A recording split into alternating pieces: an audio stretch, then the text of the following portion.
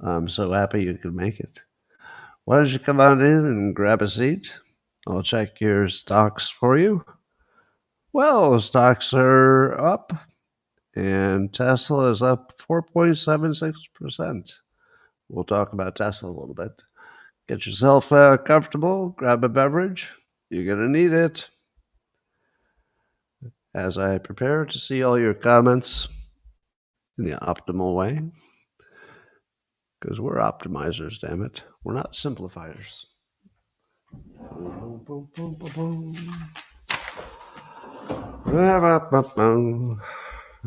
Come on, computer. Go. There we go.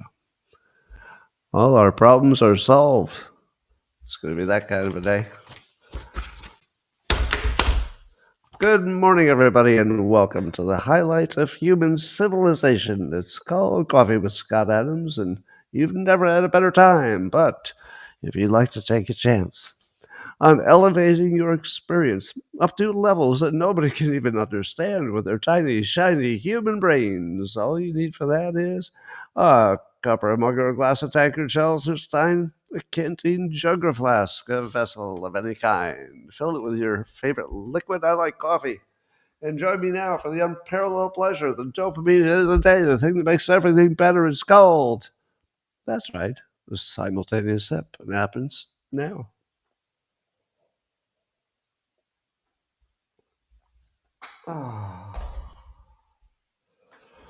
Oh, it's all coming together now. Well, here's a little Tesla news. Apparently, the Tesla Robotaxi app that allows you to use your private car as a sort of a self-driving Uber is the number one download on Apple. Now, I don't think there's any place that it's approved for that yet, but they must be really close. So the totally self-driving car is right around the corner. And it turns out that the Trump administration, in related news, is getting ready to ease a bunch of self-driving car rules. Boy, do we need that. Sean Duffy, Transportation Secretary. Now, is it my imagination or Sean Duffy? Is he also the NASA guy now? Am I crazy? It's just funny how some of the Trump people have like more than one job. That's just showing off, isn't it? Like, oh, Biden needed a secretary of this and a secretary of that. Well, I'll just have one person do all three of those jobs. And somehow everything seems to be working out. So amazing. Anyway, um, and yeah, Sean Duffy says it's critical to keep us moving ahead. Well, absolutely. So I'm loving how pro business the Trump administration is and how dedicated they are to getting rid of useless and bothersome impediments to business. They are really, well, the only thing I know for sure is that the publicity around it is really good. So it seems like almost every day you hear of somebody in the administration got rid of some regulation. So that's pretty good. Well, speaking of Tesla, apparently, this is wild. The Tesla board has proposed a new compensation package for Elon Musk. It's got some targets that they want him to hit, like a million taxis for commercial use, shipping out a million energy storage units, and producing and delivering 20 million vehicles over, I don't know, what period of time, and aim for a market cap for the company. So this would just be the value of Tesla. They want them to hit a market cap of $8.5 trillion. That'd be pretty good. And they want them to commit to up to 10 years in the CEO role. I'm guessing he'd be okay with that. I don't know. And he gets 12% of the company's stock, I guess. Somebody estimated that he could make $1 trillion. $1 trillion. You know, if there's one thing I could teach you about money and you could take this to the bank. You know, a lot of times people will give you financial advice and you'll say, "Oh, I don't know. You know, maybe you're being paid to say that or something." But here is some honest and useful financial advice, and I don't think anybody will ever contradict it. It goes like this: making the first trillion, that's the hard part. Yeah, you're welcome. All right. I love this too. President Trump says he's going to make some big announcement at 4 p.m. Eastern time today. Now, does anybody else have the have the same impression I do that he's turned the government into a really good reality show? And when he does this, the big announcement, you might not think it's a big announcement when it happens. Like it might not be a world-changing announcement. It might be just a thing that he could have put out in a Truth Social post if he wanted to. But don't you love the fact that he teases you that there's something big coming? Because you don't interpret that as something big and bad, right? So you don't assume he's going to start a war or something. But he says it's a big announcement. So it feels like it would be something positive, and then he makes us wait. Best showman ever. So I guess last night, the White House and Trump and Melania hosted a dinner for a whole bunch of tech leaders. So Trump was sitting next to Zuckerberg. And if you saw some of the clips, Trump really looked like he was having fun.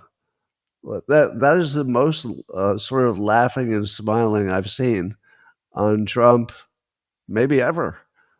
He seemed like he just like really liked that table full of people who he called all the geniuses, and they are all the geniuses. Now I guess he had Bill Gates was on the other side of Melania, and there's some clips of him talking. And so there's this big drama because Trump was too nice to Bill Gates. And so many people think Bill Gates is the devil. And I'm going to come down strongly in it's probably a gray area. There are probably some things that Bill Gates has done or will do that you would really, really not like. I don't know what they would be exactly. And there are probably some things he's going to do that are just, flat out good for the world. And we could argue about, which list is bigger and all that. So I would say that Bill Gates is probably a complicated situation because he's definitely got some plans for the world that I know you think you would rather have an option and not have him, filling the air with vaccinations or whatever it is he's planning to do that would affect you somehow. So I get that you don't want to be controlled by Bill Gates. And even Nicole Shanahan posted that if President Trump is so concerned about getting into heaven, this is not the way.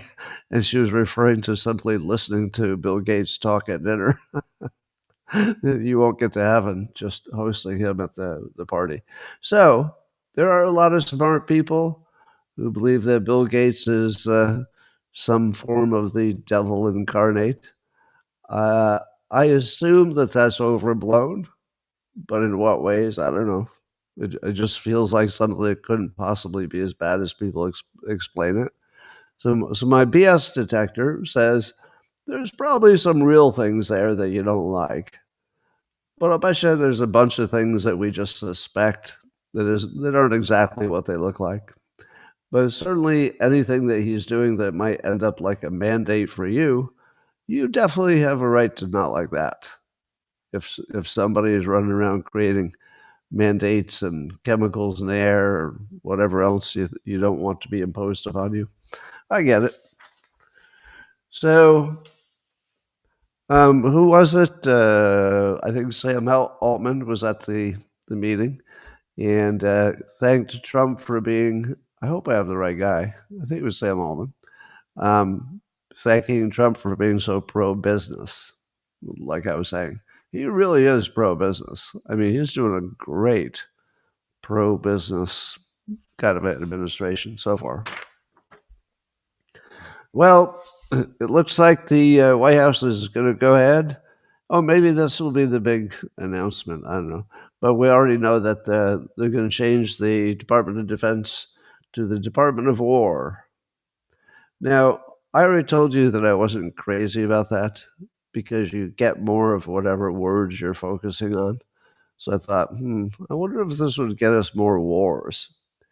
But the more I think about it, the more I think Trump is right on this because he's got a better instinct about this than most people. So here's me walking it back and saying, I don't know if I'm wrong, but let me give you the opposite argument. The opposite argument is pretty strong. And the argument for it is that if you call yourself the Department of Defense, you can call anything that's happening in the world as somehow related to your own defense or an ally's defense. So I might have had it backwards that when you call it defense, you can really easily make the argument that you should send some people over there to die. Well, sure, it's happening in the forest on the other side of the world, but if you let that get bigger, it's coming for us. So our national defense requires that we go attack it right now. So you would have an infinite number of those. And if you call it the Department of War, pretty much nobody, at least in the public, wants a war. You know, there might be somebody in the military industrial complex or neocons or something. But calling it war would probably make everybody want to avoid it. And it would certainly make our adversaries want to avoid it too. Because we're not going to, if you cause a problem for us, we're not going to bring you our defense. We're going to bring you a war. So it is a little bit better. It's a little bit more threatening.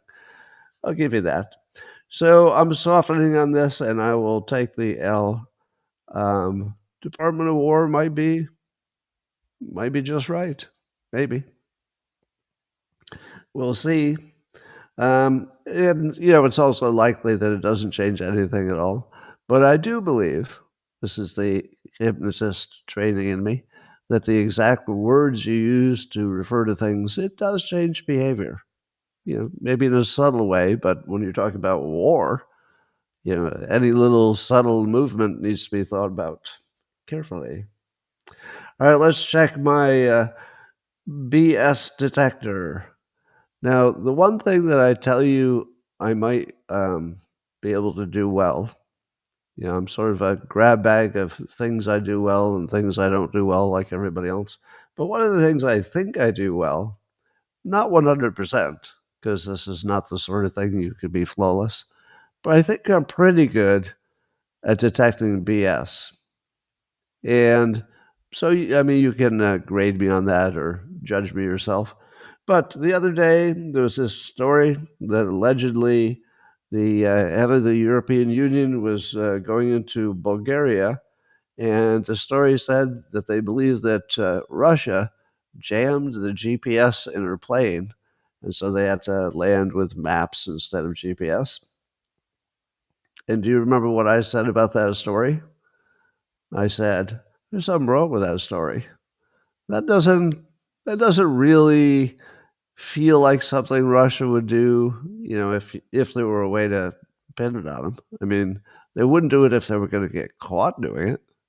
And if they allegedly did get caught, then it makes me think it's not the sort of thing they would have done. And today we learned that the Bulgarian government reversed what it had announced and said there was no evidence whatsoever that Russia jammed the GPS. Boom. I will take the W for that. So ask yourself, did you see anybody else in the news call that story bullshit? Probably I was the only one. Was there anybody on CNN or MSNBC who said, maybe we should wait a little bit on that story because it's not quite tracking, doesn't quite smell right? You can grade me on that yourself, but I believe I'm the only one in the world who said, nah, that's not right. So, but prove me wrong if somebody else said the same thing. They might have. Dr. Andrew Huberman is yet again dunking on alcohol. He's not against it completely, but he wants you to know the health risks of it. And he points out that drinking can raise your level of cortisol, but not while you're doing it, but after you're done. So it raises your baseline of cortisol. So cortisol is the thing you don't want because that's what's making you feel stressed and everything. So that now this is just one more story about why alcohol is bad for you, but it made me think about one of the reframes I did as probably a 12-year-old. So I this one was so successful that I'd almost forgotten it was the biggest reframe of my life, perhaps. Might be the biggest reframe of my life. At about 12 years old, I was a stressed kid and, anxious and stressed and worried about everything. And so I reframed my job. When you're a kid, do you have a job? I mean, you might have some like chores to get some money or something. But I decided to set myself a mission, and this is how I'd explain it to myself. My full time job is working on my how I feel, my anxiousness or my worry, and what that meant was that I would put it as a higher priority than just about everything. Now, of course, you have to get your work done. You have to go to school, you have to do your homework or whatever. So those things actually lowered my stress because it feels good to do something and do it well. So I didn't mind doing the work. But so I would make sure that I exercised, and I tried meditation, etc. But my point is, I decided it was my lifelong primary job, and that if you reframe your primary job as working on your own, let's say, impression of the world, which causes you to have more cortisol or less, more dopamine or less, etc. It's your main job, because if you get that right, everything else is better. You can work longer, you can exercise better, everything. So I've been so successful at it that recently, as I'm at that age where you evaluate your life and you say to yourself, well, how'd I do? How'd I do? I couldn't remember, with maybe one exception, a time in decades where I was especially worried about something. Where it just your chest is on fire or your stomach's going crazy or something. And it's not like I haven't had some challenges. Well, I've had a few. Some of you have been with me along the way. You know exactly what challenges I'm talking about. Um, but even through the hardest ones, I had developed so many sort of tricks and hacks to monitor my own sense of anxiety that I just haven't worried about anything in decades. So if you treat it as a full-time job, you can make incredible gains in just how you feel. But everybody's going to have to do it their own way, which is try lots of things. But don't. Yeah, and here's a bad idea. I always feel bad for people who need a vacation to set their mind right. I'm all for vacations, but if you don't have a way to make it right all the other times that you're not on vacation, I don't see how your life is going to be great. So you really need to make it your mission to figure out what it is that relaxes you every day. All right, that's your advice for the day. So Anthropic, the AI company, as you know, is in this lawsuit with a bunch of authors who say that it trained on their books and violated their copyright in doing so. And I guess they're suing for $150,000 per book for 7 million pirated books. And so if Anthropic lost, it might cost them something like $1 trillion, somebody estimated, which would presumably put them out of business. Um, and then this made me think, remember I predicted right in the beginning of AI exploding, I predicted that humans would find a whole bunch of ways to stop AI from growing to what it could be. Here's one, that they'll be sued for copyright stuff. And I'm not saying that they shouldn't be sued. I'm just saying it's, a predictable thing that will happen, that the humans will slow down the AI. But also, AIs are being sued for helping people harm themselves. I'll just say it that way. You know what I'm talking about, especially children. So, so that's one more way that the AI companies could be put out of business, lawsuits. And then there's uh, XAI is suing Meta because one of the engineers stole all the XAI code. So that's one way that their entire business models could become worth nothing. If the only thing they're selling is, the specifically trained models and their specific code, and somebody steals the entire thing, what does that do to the whole company? I mean, if it became public, or if it became public enough that their competitors could all get it and copy it. So that's a big problem. I don't know what they do about that, because if it's an insider job, you can never stop it, can you? There's always going to be some insider engineer who can get access to it. Then you got the problem that apparently students are using AI for cheating, mostly homework, because that's when they're not being observed. But the whole idea of homework is now ridiculous because the kids are just using AI to do their homework so they can get on with life.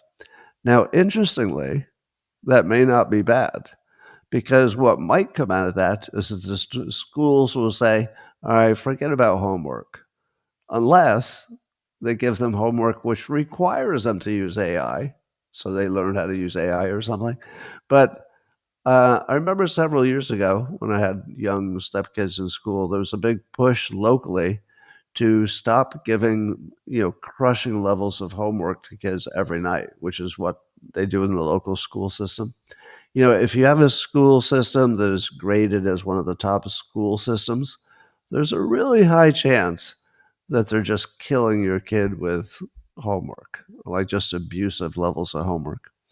And so there was a big push to drop it to nothing, because apparently the science did not back up the idea that the student would be smarter if they had homework.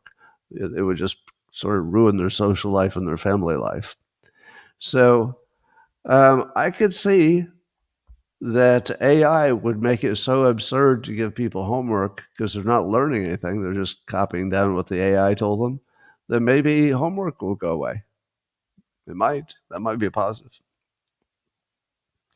Anyway, so also experts won't fully trust AI, and it hallucinates. And obviously, AI is being taught to, let's say, parrot the narrative that polite society and whoever's running the country at that time wants you to believe.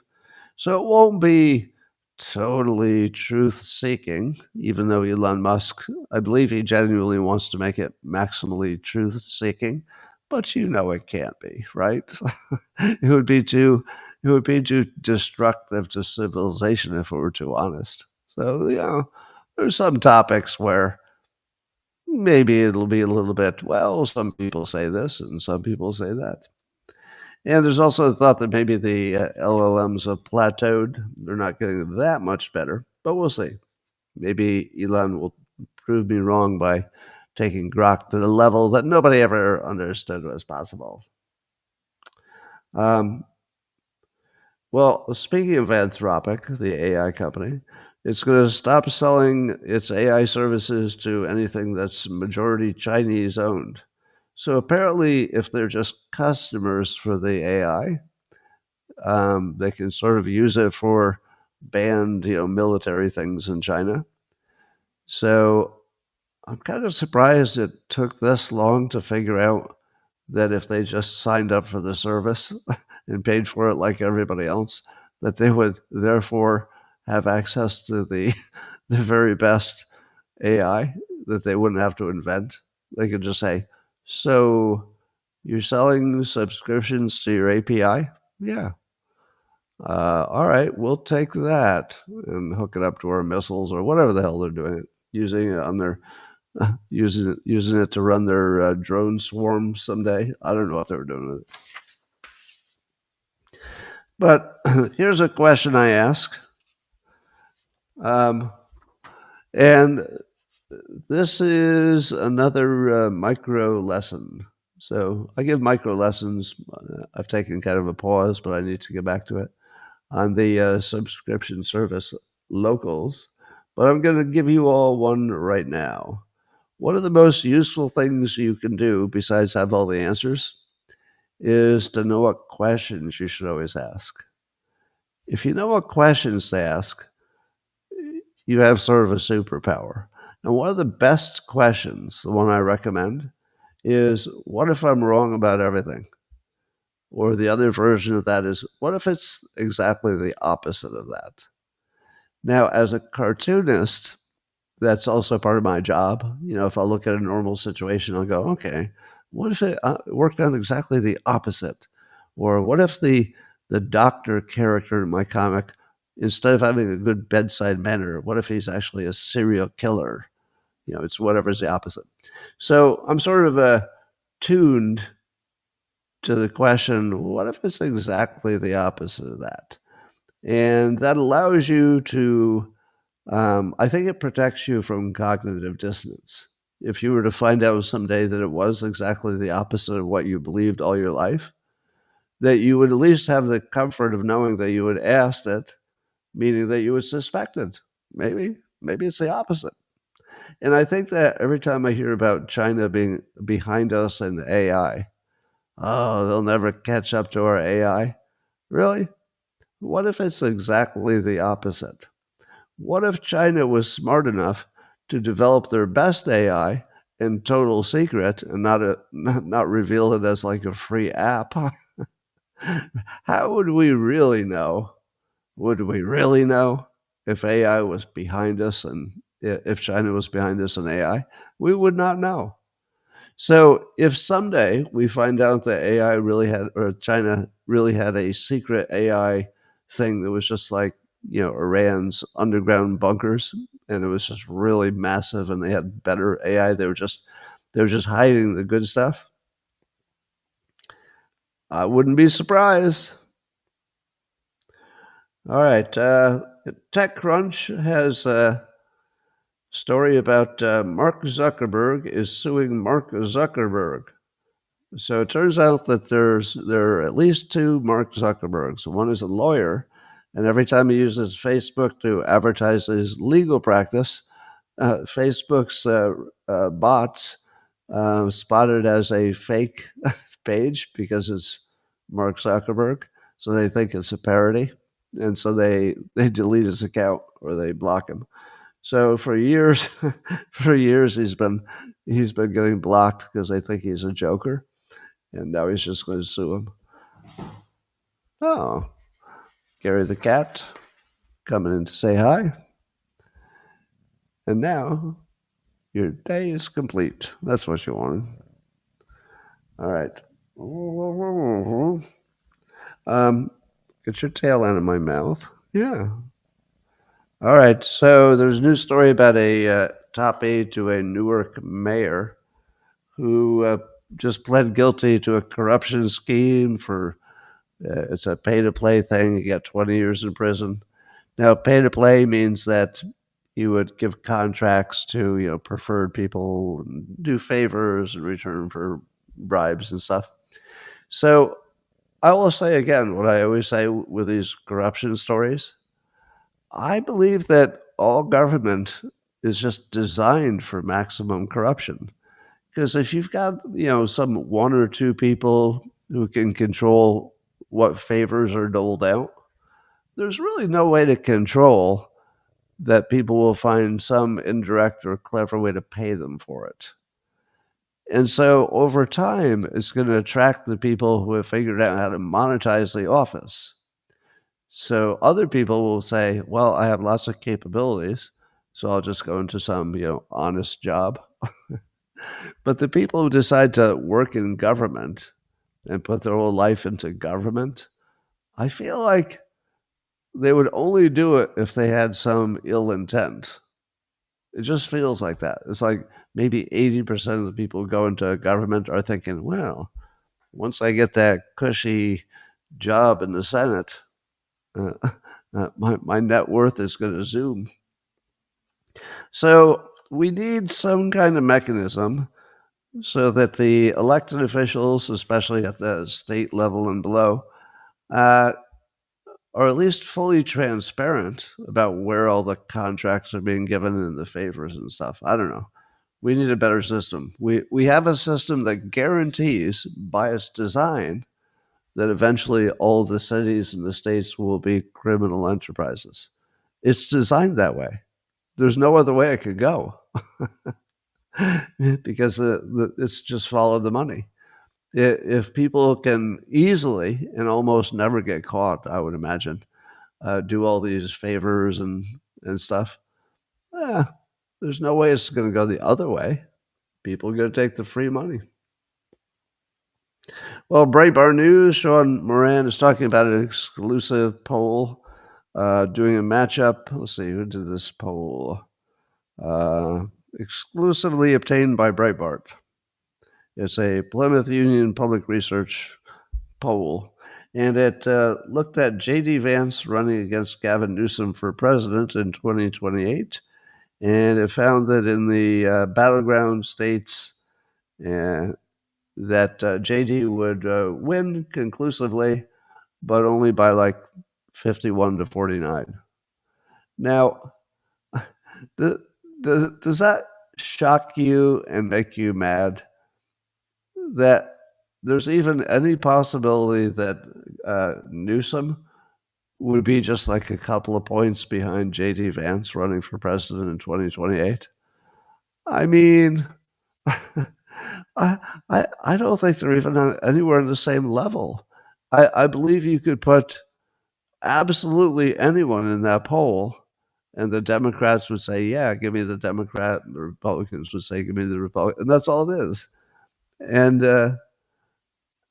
but it's mind blowing that every day we talk about the news and how one of them or one team or the other did something terrible or something awesome, and none of it matters. Absolutely nothing they do or say really makes any difference. It's going to be about 50-50 no matter what, because I assume that the poll has a margin of error, which means that it could be a tie. No matter what you do, it's a tie. I mean, that tells you everything you need to know about everything. That none of the facts mattered at all and never will. All right, the new conspiracy theory is that Trump's going to run for a third term, or he's not going to leave office and he'll just stay there forever. So here's what's fun about it. Trump is obviously trolling about that. So he's very intentionally making news and laughing about it and quoting about it and bringing it up in weird contexts so that you think, oh, maybe he's really testing the sound to see if he can get away with it. And then the news is going to fully embrace it because it fits with their whole, he's an authoritarian dictator. He wants to steal your democracy. It just sort of fits with that perfectly. But because all of that stuff was also absurd, adding like the extra absurdity to it, that he's somehow going to figure out how to do a third term. There's no way that's going to happen, right? There's no way that's going to happen. So, so it's one of the best trolls because he's going to make the Democrats talk about it incessantly. He'll probably just keep pushing that button, and I love that. But here's what made me laugh about it. So imagine you're a Democrat. So now even the Democrats know that the Biden brain, he's fine. There's nothing wrong with Biden. They all know that was a hoax, right? Like even the Democrats know that that was a big old lie. And they should know, if they're paying attention, that the Russia collusion thing was a total lie, but I don't think their news shows it the way the right-leaning news shows it every day. And if they look at scopes or have put any effort into it, they would know the Fine People hoax is a lie. But they still think that the Trump third term thing is right on. How do you look at all the hoaxes that came out of your own team and not notice the pattern? Well, they probably don't think they're hoaxes. Maybe that's why they can't spot the pattern. But they are. The pattern is pretty clear. And once again, the thing that the Democrats are running on is a thing that hasn't happened, but they tell you, man, it's going to happen. If you let that Trump stay around much longer, it's going to happen. He's going to snatch your democracy right off your head. He's a democracy snatcher. So, yeah. So the imaginary things that Democrats are worried about, Trump is trolling hard, and it's hilarious. Well, Pam Bondi, U.S. Attorney General, has announced looks like they're beefing up their Joint Task Force Alpha that's fighting against the drug smuggling and trafficking at the southern and maritime borders. So, whatever you're doing, Kat, I don't appreciate it. All right, she wants attention. So that's good. And apparently the U.S. is sending some 10, not some, F-35 fighter jets to Puerto Rico to be part of the fight against the cartels. So that's pretty serious. And it makes me think that Trump has pioneered a new kind of way to use the military. I call it the zero casualty military. Now, it's not that he wouldn't employ the military in a way that would, have casualties. It's not that he wouldn't do it, but he keeps finding ways to use the military that fingers crossed, have been zero casualties. For example, the bombing of Iran, zero casualties, American casualties. Remember, we bombed the Houthis. I believe there were zero casualties on our side, right? Remember Panama, we threatened with our military, but didn't need to use them. So no casualties. And now they took out one of those drug smuggling boats from Venezuela. No American casualties. So it's like he's picking up the free money, the things you can do with your military that probably will be zero casualties. And so I kind of like that. He just looks for all the ways that you could get away with it, basically. Well, if you saw any of the clips of RFK Jr., it looked like he was testifying in the Senate there, and it was hilarious.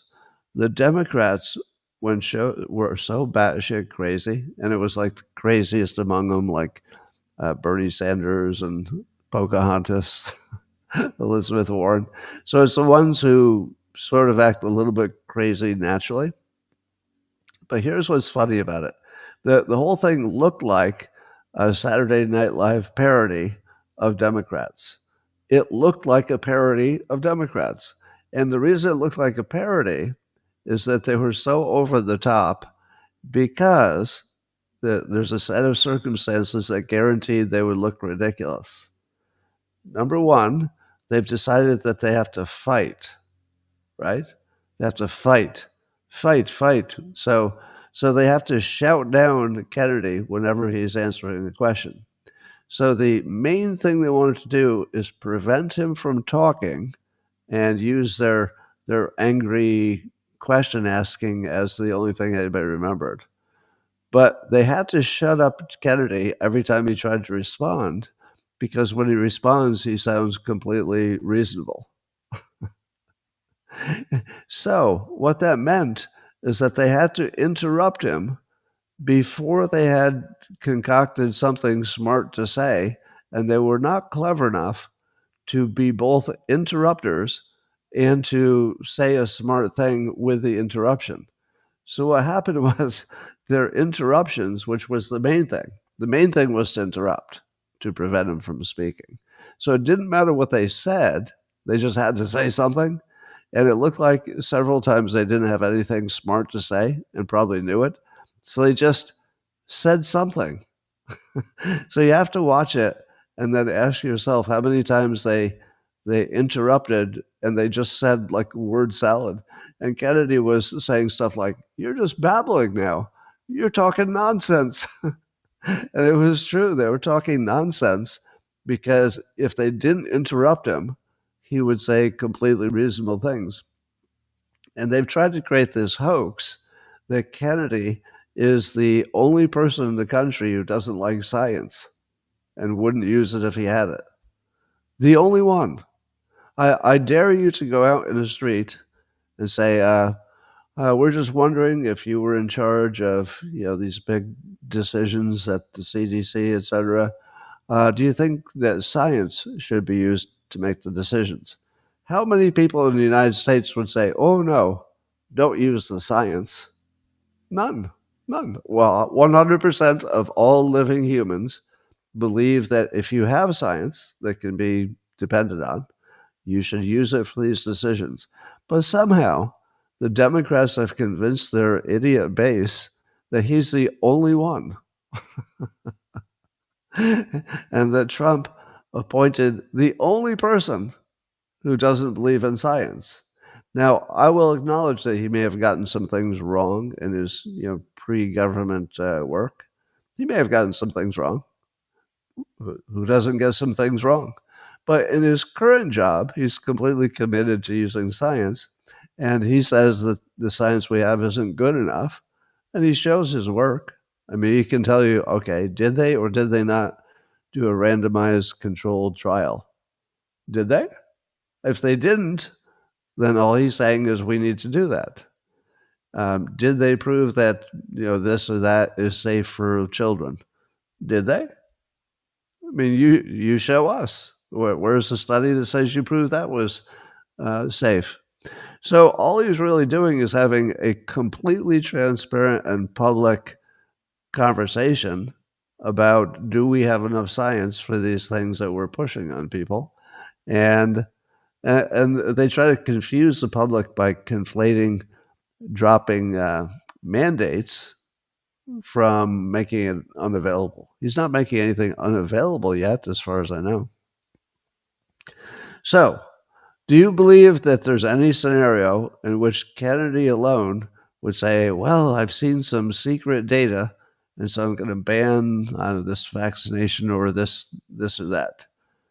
Do you think that he would ban the COVID stuff based on the current level of science? Probably not, because the current level of science may be inadequate for anything to know whether it's good or bad. So as long as everything he's doing is transparent and it's all based on data and everybody can look at it, I feel like we're pretty safe. No, I don't believe he's the only person in the whole world who believes that you should ignore science. I don't think so. But at least 3/4 of Democrats will be convinced that he is that one person. Anyway, apparently 3 lawyers for Act Blue, that's that entity that puts together donations from small donors for the Democrats specifically, and they've been accused of really money laundering big donations that they're not supposed to be doing, and then making them, pretending that they came from lots of little donors. So that's the accusation. New York Post is writing about this. But it just made me think, how much of the Democrat machine has already been disabled?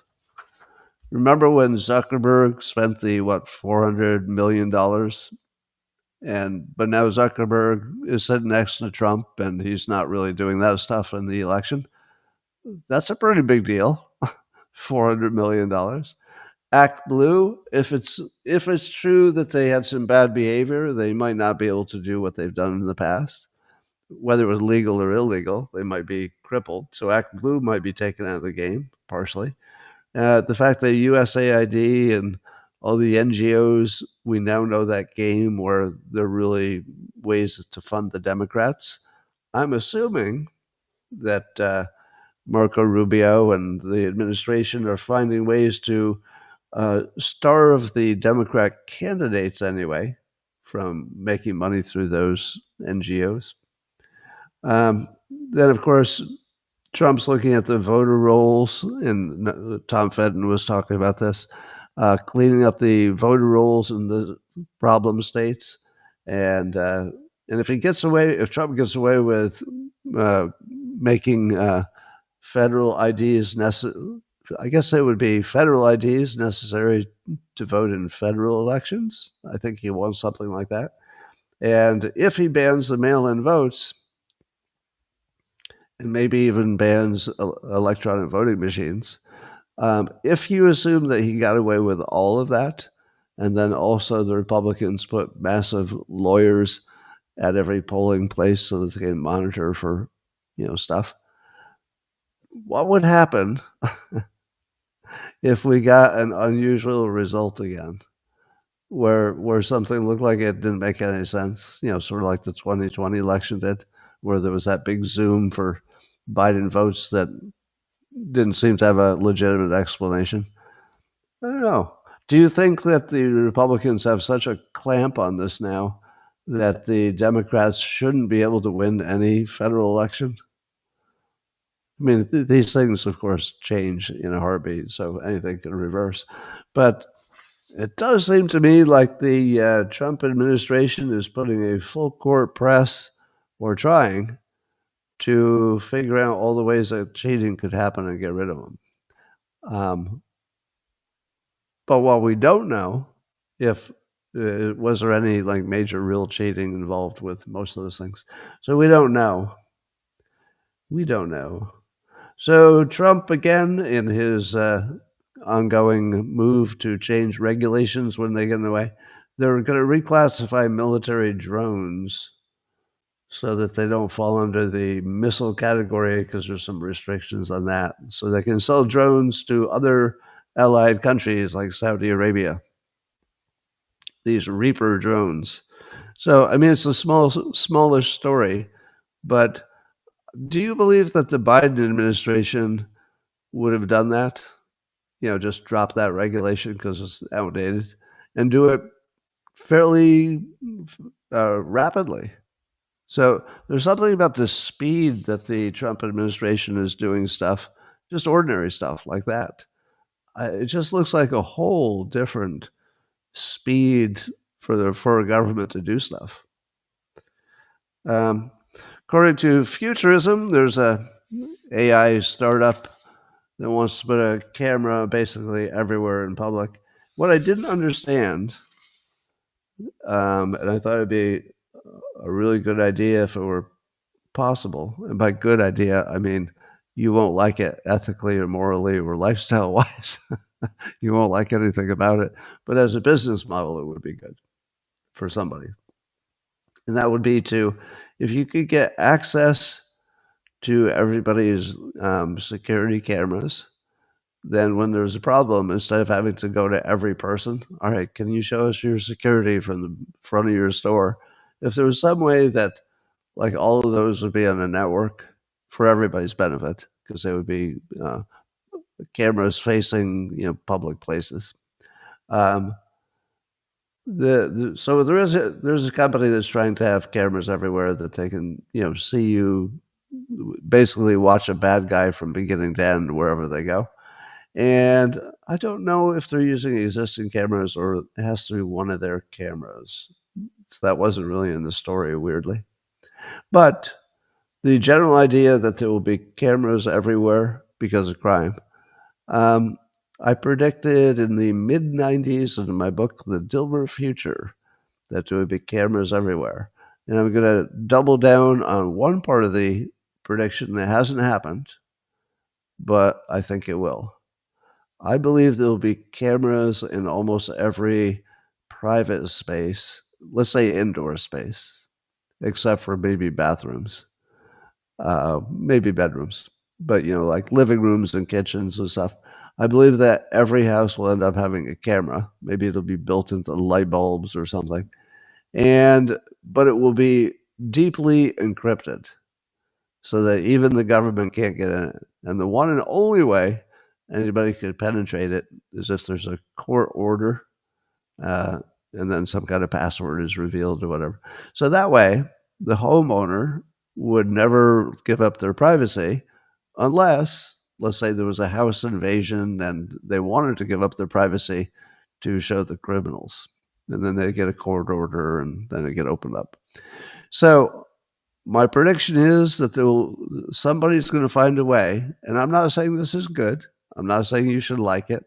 You're all going to dislike the risk to your privacy. I get it. You don't have to explain it. I'm just predicting it. I'm not telling you it's a good idea or that you should like it. I'm just saying I feel like there's going to be 100% recording cameras in all interior spaces. And we'll just figure out some way to keep it private until it needs to be not private. And you're not going to like it.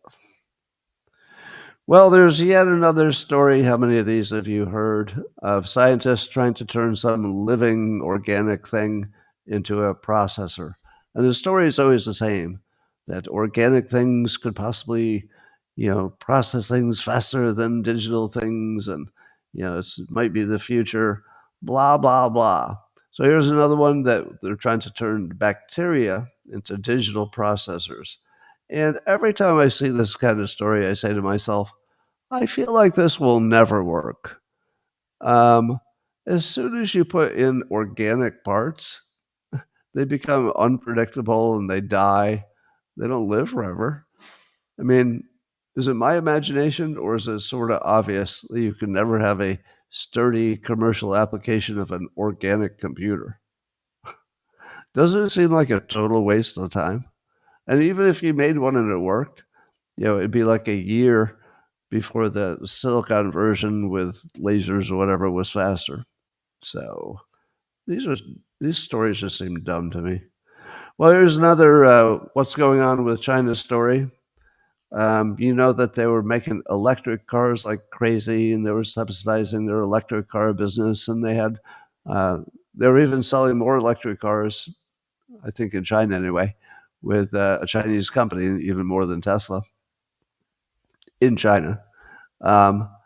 But now we're hearing that it's turned into this big price war because there's so many electric car companies in China that they're competing with each other a little bit. They're sort of over-supported. And I don't know how my cat is finding ways to throw additional things on the floor. She must have found, or he must have found some some continuous thing to destroy. I just hear the sound. I don't know what's happening over there. Doesn't sound good. Anyway, so my question on China is, again, I'll ask the same question. Is China about ready to have an economic collapse, or is China getting ready to dominate the economy of the whole globe? Because I feel like I'm getting both stories. This electronic car one sounds like, they're in trouble. Then you have the ghost cities that they built that nobody moved into. And you've got the bad consumers spending because they're all saving money. And you've got the demographic problem where, they don't have enough females and they don't have enough babies and they're running out of people and blah, blah, blah. But on the other hand, they're building the Silk Road, although the Silk Road is running into some trouble, I hear. They're building the biggest navy in the world. They're building power plants faster than anybody. So is China collapsing economically? Because there's lots of evidence that it is. Or is it going to be dominating everything economically? I feel like both of those movies are running at the same time, and I'm not really sure which way it's going to go. I do know that China is not going to get a lot more foreign investment because people have figured out it's too risky to do business in China. But maybe they find a way to get around that. I don't know, just do business with other countries. Anyway, that's all I had for you today. It's sort of a weird news day. Um, I'm going to speak privately to the wonderful and beloved members of Locals, subscription based. I will remind you that my book, Loser Think, second edition, which is basically the same as the first edition, but it wasn't available in stores because I got canceled, and now it is.